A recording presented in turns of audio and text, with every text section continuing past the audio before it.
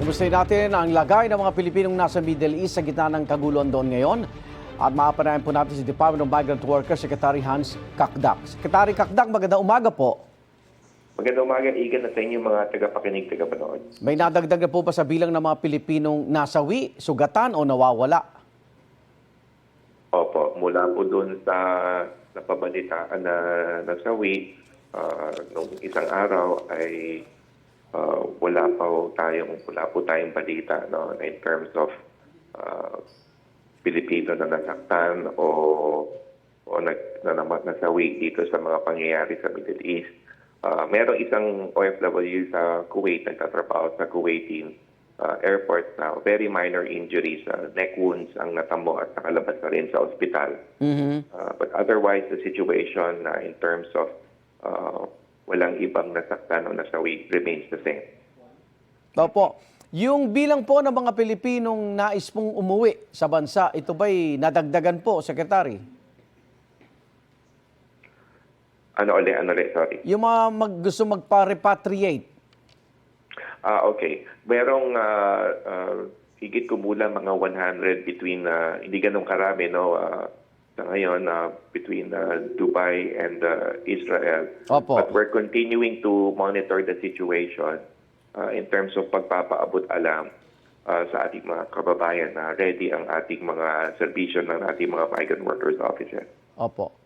Sa ngayon ba may nakikita na bang oportunidad ng DMW para masimulan na po yan? O mapanganib pa rin po, Secretary? Sa ngayon ay hindi pa panahon ng walang mandatory repatriation. Opo. Hindi alert level 4 and in fact walang alert level insofar as yung Saudi at UAE and Qatar are concerned. So may mga advisories na mag-ingat, take the necessary precaution. Opo. At sa ngayon, safety kasi is the most paramount, Igan. Opo. Kaya't hindi pa panahon with a closed airspace. Although meron na rin mga moves ang mga host country authorities Opo. na inormalize ang sitwasyon, ay hindi pa ito ang panahon ng tinatawag na mass repatriation. But we are accommodating itong mga so-called requests for individual repatriation. At kung matuloyan, nakalatag naman no, yung mga paghahanda. Yes, of course. Tayo nakahanda naman din. Ito ang pinag-utos ng ating mahal na Pangulo since day one. Kami ni Secretary Lazaro ay naatasan na bigyan ng pansin at bigyan ng serbisyo ang mga OFWs natin na kailangan ng tulong on the ground. Opo. Kasama na rin dyan yung mga apektado ng mga flight cancellations, whether here in the Philippines or in transit hubs like Hong Kong and other places. Opo. So patuloy lang po ang ating serbisyo. Okay, Secretary, yung mga Pilipinong nandito na dapat pabalik sa kanilang trabaho sa Middle East, may dapat ba sila ipangamba? Well, sa ngayon kasi safety and yung kanilang seguridad is paramount. Yan ang pinakamahalaga. Opo.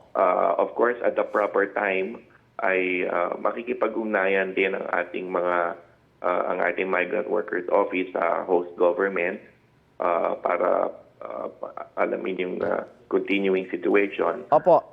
So, meron naman proper time tayong iuukol para sa empleyo ng mga naantala ang biyahe, naantala ang pag-assume sa kanilang trabaho. But sa ngayon, it's their safety that is most important. Nandito naman sila sa mahal nating bayan, kapiling nila mga pamilya nila. Opo. Kaya't yun muna ang mananaig sa ngayon. Okay. Maraming salamat, DMW Secretary Hans Kakdak. Ingat po. Maraming salamat, Igan, at mabuhay po kayo. God bless. Igan, mauna ka sa mga balita, mag-subscribe na sa GMA Integrated News sa YouTube para sa iba't ibang ulat sa ating bansa.